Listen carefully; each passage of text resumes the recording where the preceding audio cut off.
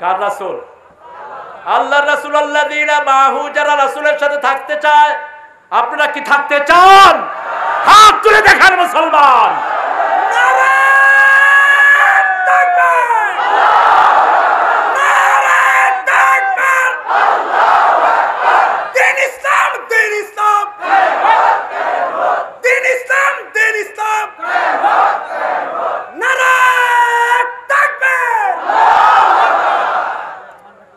এবার আমার আল্লাহ বলছেন প্রথম কাজ কি শুনো। 5টি কাজের কথা বলেছেন। কয়টি?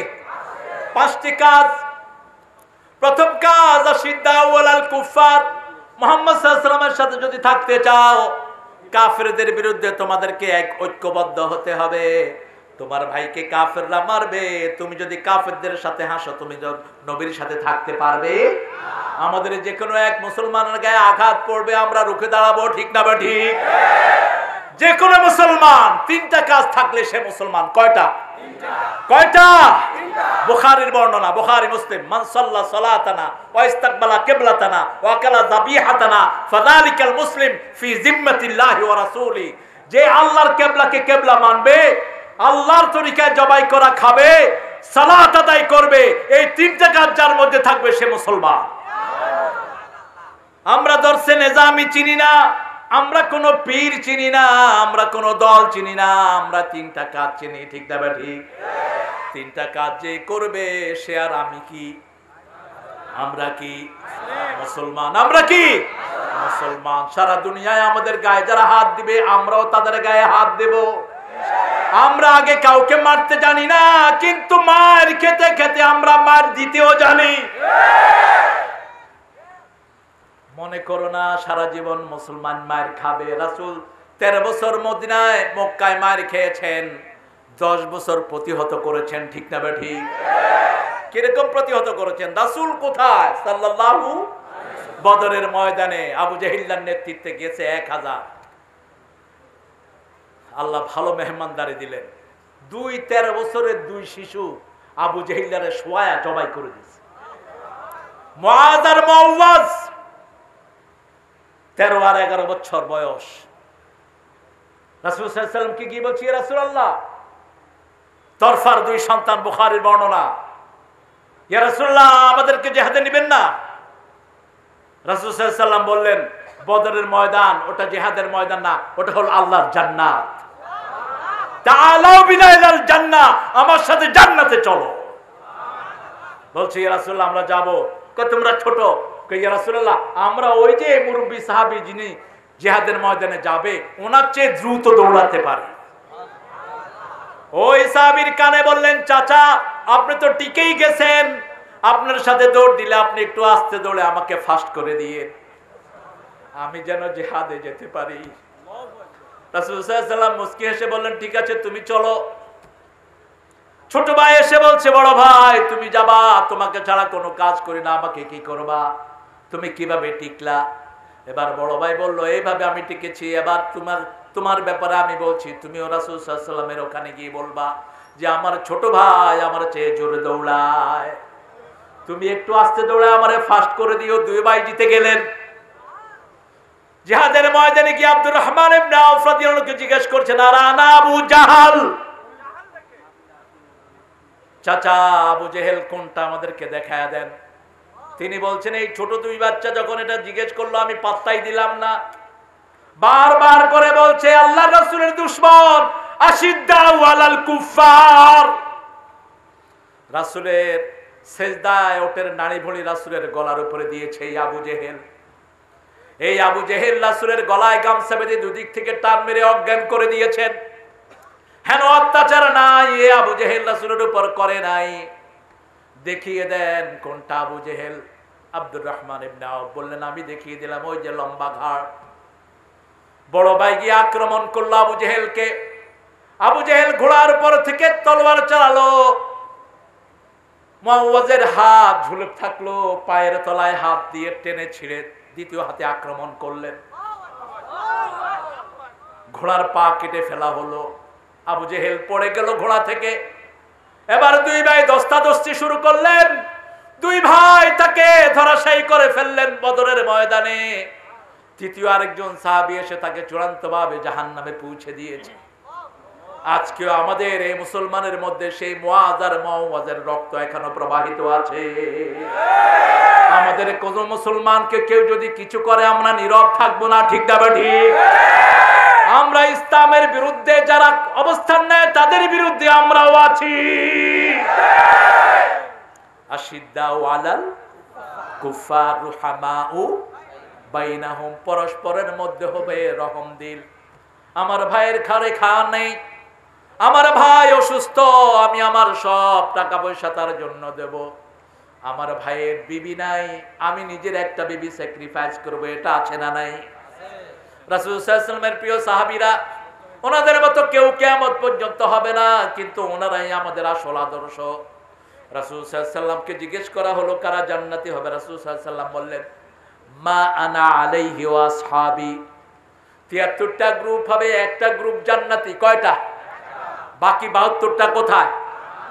মুসলমানদের মধ্যে। এরা অনেক রকমের বেদাত করেছে, অনেক রকমের এলোমেলো জিনিস বানিয়ে নিয়েছে। একটা গ্রুপ মাত্র জান্নাতি হবে, তারা কারা? মা আনা আলাইহি ওয়া আসহাবি, আমি যেটার উপরে আছি, আমার সাহাবায়ে কেরাম রিদওয়ানুল্লাহি আলাইহিম আজমাইন যেটার উপরে আছেন, তারা জান্নাতি হয়ে যাবে। আল্লাহ তাদের মধ্যে আমাদেরকে শামিল করে দেন, আমিন। আরো জোরে বলি আমিন, আমিন। তবে আমার প্রতিবেশীর উপর আমার রহম করতে হবে, যেমন করেছেন আমার নবী, ঠিক না ঠিক?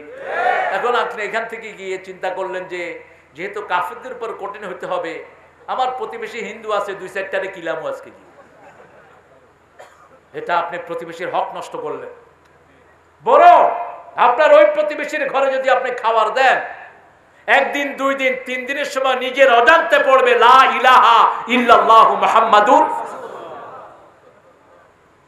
বাংলাদেশের একটা উল্লেখযোগ্য জায়গা, যাদের বাড়িতে বিশাল পূজা হয়, প্রায় ২০-৩০ হাজার লোক তাদের বাড়িতে পূজা করে। সেই বাড়ির বড় ছেলে আমার হাতে কালেমা পড়ে মুসলমান। এই পূজার আগে, এই যে গত ৫ তারিখে পূজা গেল না, এখন ছেলে বলছে স্যার আমি মূর্তি নিয়ে খুব গবেষণা করলাম, আমি দেখলাম মূর্তিগুলো আমার দিকে তাকায় থেকে কিচ্ছু কয় না। আমি চিন্তা করলাম গোপনে কিছু খায়টাই কিনা, দেখলাম যে খাওয়া যা দেওয়া হয় ওই মূর্তির নামে ঠাকুরদার টাইনে টাইনে খায় ফেলে এগুলো। ছোটবেলায় আমিও খাইছি এগুলো। আমি ঢাকায় বড় হয়েছি, একটা ঐতিহ্যবাহী হিন্দু এলাকার পাশে, শাঁখারীপট্টির পাশে বিশাল মূর্তি, ঢাকার ওখানে। ৭-৮ বছর বয়স, দেখতাম যে রসগোল্লা, সুন্দর সুন্দর মোটা কলা, ক্ষীরমোহন সব দেবীর সামনে রাখা। ফজরের পরে গিয়ে দেখতাম যে দেবী এমনি তাকায় রয়েছে। আমি চিন্তা করতাম এটা গায়ে পড়ে কিনা। খাওয়া শুরু করছে, দেখি যে গায়ে তো পড়েই না, উল্টা মাছিগুলো ভেঙে যেতেছে। পরে খেয়ে এসে হুজুরকে জিজ্ঞেস করলাম, হুজুর আমি যে খাইছি গুনাহ হবে? কত বয়স কত? কইলাম ৮ বছর। কয় আরো ৪ বছর খাইছি। ইসলাম কত সুন্দর আপনি দেখেন। বালেগ হওয়ার আগে কোনো হুকুম নাই। অথচ আমাদের দেশে ছোট বাচ্চারা একটু অপরাধ করলে পিঠে এদেরকে মেরেই ফেলে। আর অফিসে বসে বসে যে কোটি কোটি টাকা আত্মসাৎ করে বাংলাদেশকে ভিক্ষার থলি বানিয়েছে, ওই জানোয়ারদের কিচ্ছু হয় না।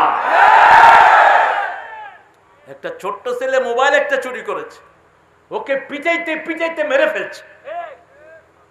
খুলনায় এক লোক, ছোট্ট ছেলে, তার অফিসে চাকরি করত, ওই যে পাম দেশে একটু ভুল হয়েছে, ওর পিছনের দরজা দিয়ে পাম দিয়ে ছেলেটাকে মেরেই ফেলছে।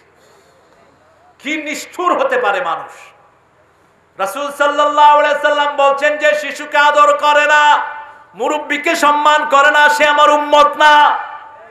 কিসের তোর নামাজ, কিসের রোজা?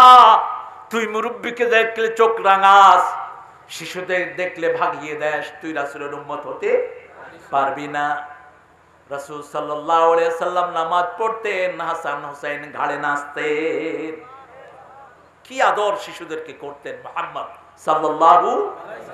ছোট বাচ্চাকে কোলে করে নামাজে দাঁড়িয়েছেন মুহাম্মদ সাল্লাল্লাহু, রুকুতে যাওয়ার আগে বসিয়ে রেখেছেন, আবার রুকু থেকে উঠে কোলে নিচ্ছেন, সেজদা যাওয়ার আগে বসিয়ে রেখেছেন, সেজদা থেকে উঠে কোলে তুলে নিচ্ছেন।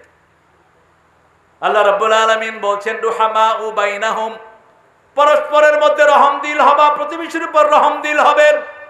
আপনার প্রতিবেশী আপনার জন্য সবচেয়ে বড় নেক কাজের জায়গা।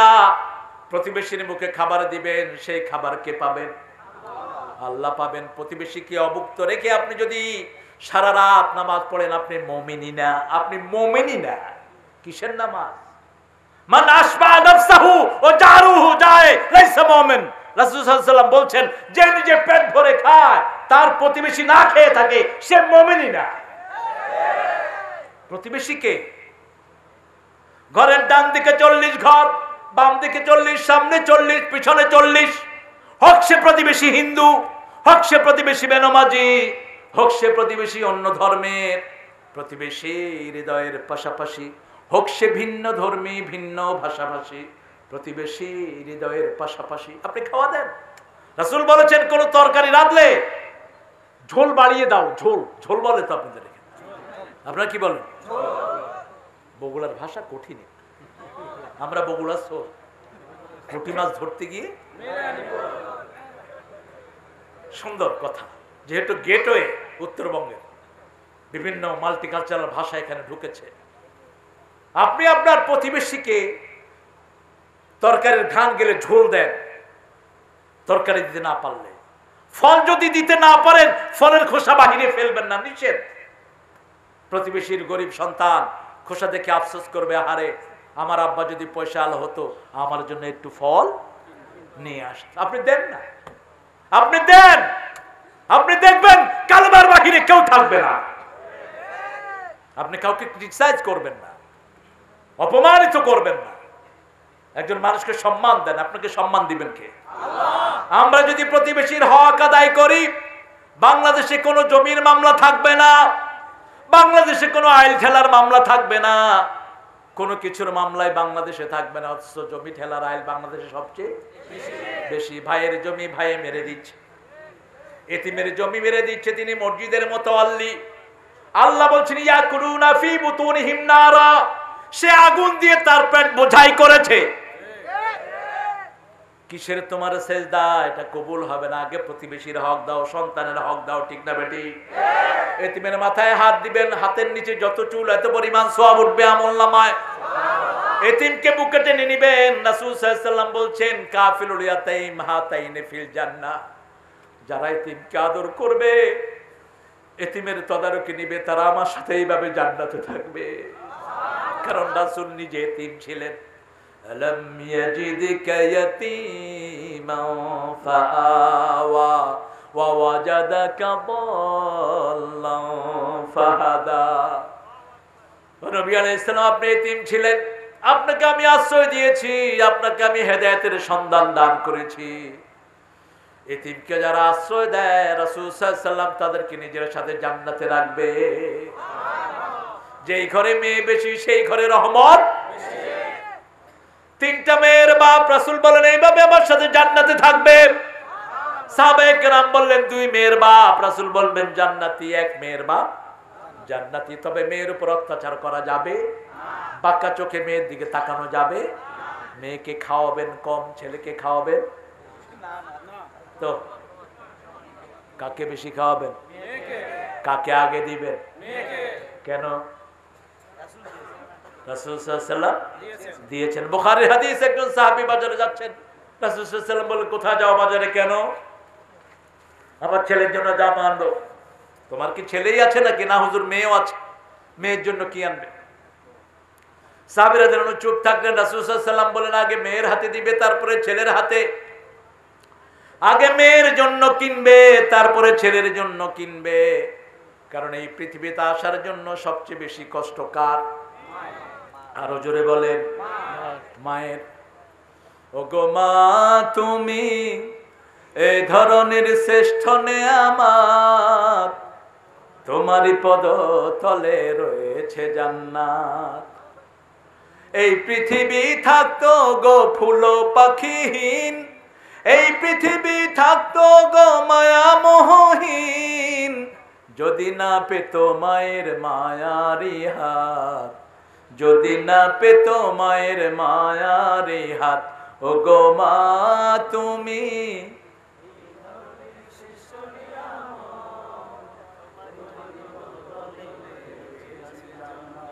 আপনাদের শক্তি নাই, ঘাটি খান না? এই যে আলুর ঘাটি পৃথিবীর শ্রেষ্ঠ খাওয়া, আপনারা বুঝেন না। আমি প্রথম যখন আলু ঘাটি দেখলাম আমি বললাম বগুড়া লোকের এটা শিখলো কোত্থেকে? রাসূল সাল্লাল্লাহু আলাইহি ওয়াসাল্লাম ওটের চর্বি খেতেন, ছাগলের চর্বি খেতেন। আজও মক্কার লোকেরা, মদিনার লোকেরা সবচেয়ে বেশি পছন্দের খাওয়া হলো চর্বি। দুম্বার পিছনে যে চর্বিটা হয় এটা তারা দাম দিয়ে কিনে নিয়ে খায়। কারণ কি? আপনারা বলবেন যে ডাক্তার নিষেধ করে চর্বি খাইতে, ডাক্তাররা বুঝে কচু। ডাক্তাররা বাহিরের পচা তেল খাইতে বলে, আর যেটা প্রাণীর পেটের ভিতরে আল্লাহ নিজে চর্বিটা সুন্দর করে রিফাইন করে বড় করেছেন সেটা খেতে দেয় না। ইহুদিরা চর্বি খায় না কারণ কোনো ভালো জিনিস তাদের কপালে জুটবে না। যারা শিরক করে তারা গরুর দুধও চোখে দেখে না, খায় মুত আর ঘু। ইন্নামাল মুশরিকুনা নাজাস। গরুর পিছন থেকে পেশাব পড়ে এমনি খাইতে দেখছেন না? আপনারা দেখেন না, আমি দেখছি। আর কি করে? এমনি করে খায় আর চোখে লাগায় সুরমা, আর দুধ ঢালে পানিতে। আহারে, আর আমরা খাই কি? আরো আসতে কর না। রাসূলের সবচেয়ে প্রিয় জিনিস কি? শুধু দুধ খাবেন, শরীর ভালো থাকবে। পৃথিবীর সব মিনারেল, ভিটামিন যা দরকার সব আল্লাহ দুধে দিয়েছেন। আল্লাহ রাব্বুল আলামিন বলছেন রুহামাউ বাইনাহুম, মায়ের যে জায়গায় আমরা থাকি ওটার নাম রেহেম। ওটার নাম কি?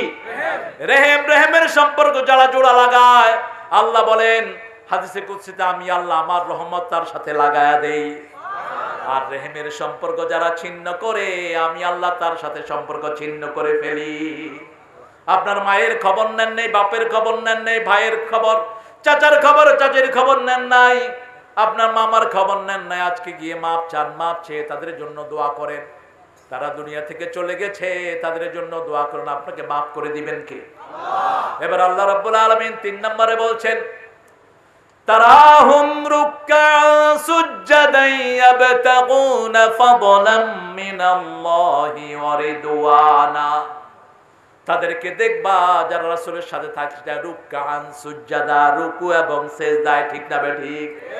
রুকু সিজদা যেখানে আমরা যাব, যারা মসজিদে 5 ওয়াক্ত যায় তাদের নাম মুমিন। তাদের নাম কি? মুমিন। আর যারা মসজিদে যায় না তাদের নাম কি? হ্যাঁ, ঠিক আছে, কাফের হয়, মুনাফিকও হয়। মসজিদে যাওয়া না যাওয়ার মধ্যে পার্থক্য। কাফের মসজিদে যায় না, মুমিন মসজিদে যায়। কাফের নামাজ পড়ে না, মুমিন মুশরিক নামাজ পড়ে না, মুমিন নামাজ পড়ে। কোন নামাজ মুনাফিকের জন্য সবচেয়ে কঠিন? ফজর এবং এশা। ঘুমাইয়া কাজা করেছো ফজর, তখনও জাগুনি যখন যোহর। হেলায় খেলায় কেটেছে আসর, মাগরিবের ওই শুনিয়া যান। এখনো জমাতে হও রে শামিল, এখনো এর সাথে আছে স্থান। কোন কবি? আল্লাহ লোকটাকে মাফ করে দেন। কি লিখেছেন সালাত নিয়ে? আব্বাসউদ্দিন বড় শিল্পী, আমাদেরকে অনেক কিছু উপহার দিয়েছেন। তিনি খুব নামাজি ছিলেন। একটা গজল লিখতে গেলেন নজরুলের কাছে। আসরের নামাজের সময় হলো, বলল যে নজরুল দা আপনি গজলটা লেখেন, আমি নামাজ পড়ে আসি। নজরুল কাপড় বিছিয়ে বলছে, আব্বাসউদ্দিন তুমি আমার ঘরেই নামাজ পড়ো। আব্বাসউদ্দিন নামাজ আদালেন, পাশে বসে নজরুল লিখছেন, ও নামাজি আমার ঘরে নামাজে পড়ো আজ, বিছিয়ে দিলাম তোমার তরে হৃদয় যায় নামাজ। ও নামাজি আমার ঘরে নামাজে পড়ো আজ। ঘরগুলোকে নামাজ শূন্য রাখবেন না, রাসূল বলেছেন ঘরের জন্য কিছু নামাজ রেখে দাও। ফরজ পড়বো মসজিদে, সুন্নত নফল সব কোথায়? মসজিদে 4 রাকাতের নামাজ পড়লে যে সওয়াব হয়, ঘরে 2 রাকাত নফল পড়লে একই সওয়াব হয়। যে কোনো মসজিদের চেয়ে ঘরের নফলের সওয়াব আল্লাহর কাছে অনেক বেশি। রাসূল সাল্লাল্লাহু আলাইহি ওয়াসাল্লাম মসজিদে নববীতেও নফল পড়তেন না, নফল পড়তেন ঘরে, সুন্নত পড়তেন ঘরে। আমরা ঘরে নামাজ পড়বো, নামাজ আজকে থেকে ছেড়ে দেব না। নামাজের জন্য যদি জানও দিতে হয়, মুসলমান রাজি আছি না? না, হাত তুলে দেখাও মুসলমান।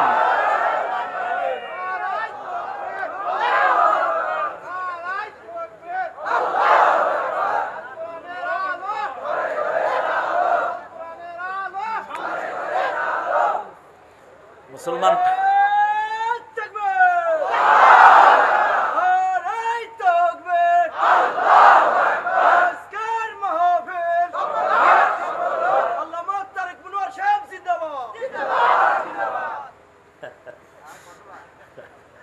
আমার নামে স্লোগান দিয়েন না, আমরা স্লোগান একজনের নামে দেব। তিনি কে? আরে গাইবান্ধা থেকে আসছে, ভালো মানুষ। রাসূল সাল্লাল্লাহু আলাইহি ওয়াসাল্লাম কি খাইতেন বেশি? গাই কি দেয়?